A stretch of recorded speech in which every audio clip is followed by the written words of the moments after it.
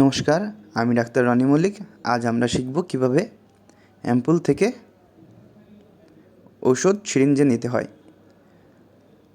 এই যে আমার দেখানো নিয়ম অনুযায়ী আপনি খুব সহজেই অ্যাম্পুল থেকে ওষুধ সিরিঞ্জে নিতে পারেন। আপনি অ্যাম্পুলটাকে উপর করে ধরবেন, ধরার পর এই যে সিরিঞ্জের মাধ্যমে খুব সহজেই আপনি অ্যাম্পুল থেকে ওষুধ নিতে পারবেন।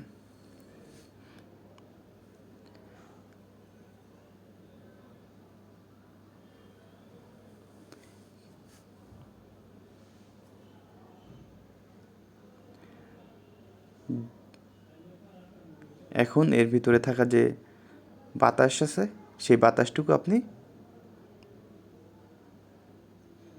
বের করে দেবেন।